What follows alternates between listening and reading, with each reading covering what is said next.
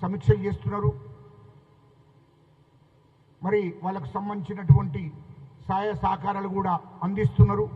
చిన్నపిల్లలకు కానీ మరి ఆడవాళ్ళకు కానీ మగవాళ్ళకు కానీ అక్కడ ఉన్నటువంటి ఎవరికైతే పూర్తిగా నష్టం జరిగిందో వెంటనే వాళ్ళకు సహకారాలు అందించాలని చెప్పి మరి తప్పకుండా ఎన్ని వేల కోట్లైనా పర్లేదు ప్రజల కోసం ఖర్చు చేయాలి. ఆ వరదలలో కొట్టుకుపోయినటువంటి కుటుంబాలను వెంటనే ఆదుకోవాలనేటువంటి లక్ష్యంతో మా ముఖ్యమంత్రి గారు మరి నిద్రపోకుండా 24 గంటలు వరదలలో ఏ గ్రామాలైతే ఏ మండలాలైతే ఏ జిల్లాలైతే కొట్టుకుపోయినాయో వాళ్ళ గురించి ఆలోచిస్తూ రాత్రింబగలు సమీక్షలు చేస్తున్న విషయాన్ని ఈ సందర్భంగా మేము తెలియజేస్తున్నాం. ఈ టైంలో రాజకీయాలు ఎవరు కూడా మాట్లాడకూడదు.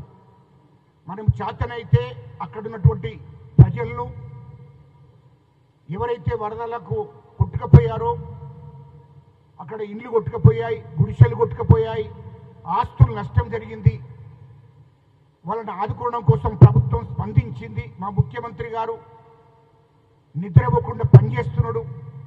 అదేవిధంగా అన్ని పార్టీలకు కూడా అదే బాధ్యత ఉంది. కాబట్టి అందరూ కూడా స్పందించవలసిన అవసరం ఉంది. చేతనైన కాడికి అందరం కూడా సహకరించాలి.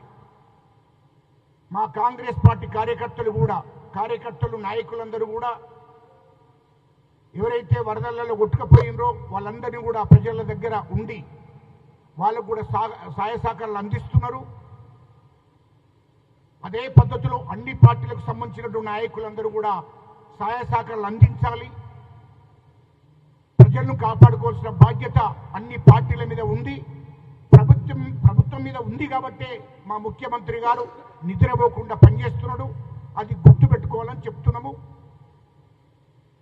ఇప్పుడు రాష్ట్ర ప్రజలందరికీ కూడా మనకు చేతనైనంత మేరకు ఇక్కడ సినిమా ఇండస్ట్రీ వాళ్ళు కానీ పెట్టుబడిదారులు కానీ వ్యాపారులు కానీ మేము సైతం అందరం కూడా మాకు చేతనైనంత వరకు ప్రభుత్వానికి ప్రజలను ఆదుకోవాల్సిన అవసరం ఉంది. మనిషికి 5,000 కానీ 10,000 కానీ 20,000 కానీ 1,00,000 కానీ 2,00,000 కానీ ప్రజల కోసం మనం ఖర్చు పెట్టాలి. ఒక దిక్కు ప్రభుత్వం ఖర్చు పెడుతుంది, వాళ్లకు ఎన్ని వేల కోట్లైనా ఖర్చు పెట్టడానికి ప్రభుత్వం ఉంది. కానీ మనము మనుషులమే కాబట్టి మనము ప్రజలను ఆదుకోవాల్సిన అవసరం ఉంది. కాబట్టి మనం కూడా వాళ్ళకు సహకరించి వాళ్ళని ఆదుకోవాలని చెప్పి ఈ సందర్భంగా కోరుకుంటున్నాము. రాజకీయాలు ఎవరు కూడా మాట్లాడకూడదు. దయచేసి కేంద్ర ప్రభుత్వం కూడా దీని మీద స్పందించాలి. మేము బండి సంజయ్ గారికి కిషన్ రెడ్డి గారికి రిక్వెస్ట్ చేస్తున్నాము, అయ్యా ఇప్పుడు రాజకీయాలు మాట్లాడకండి. ఇది ప్రజలు ఆపదల్లో ఉన్నారు. నిరుపేద ప్రజలు, మధ్యతరగతి వాళ్ళు, అన్ని వర్గాల ప్రజలు ఆపదల్లో ఉన్నారు. మీకు చేతనైతే సహకరించాలని చెప్పి సందర్భంగా కోరుకుంటున్నాం.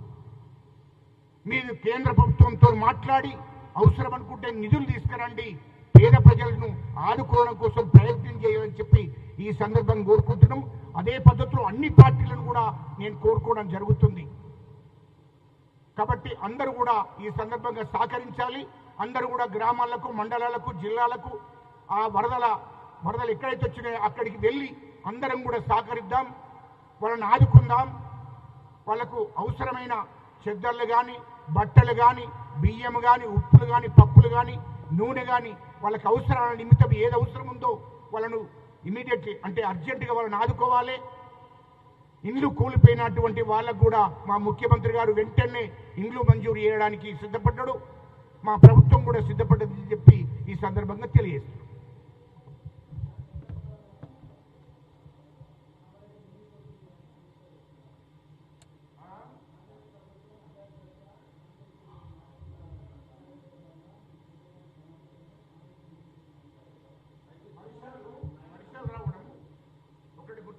వర్షాలు అనేది అది మరి నాకు అవగాహన ఉండి మాట్లాడుతుండా లేక మాట్లాడుతున్నా తెలియదు. కానీ ప్రభుత్వము 10 ఏళ్ళు ఉన్నప్పుడు, టీఆర్ఎస్ ప్రభుత్వం ఉన్నప్పుడు కూడా హైదరాబాద్లో మొత్తం కొట్టుకుపోయినాయి.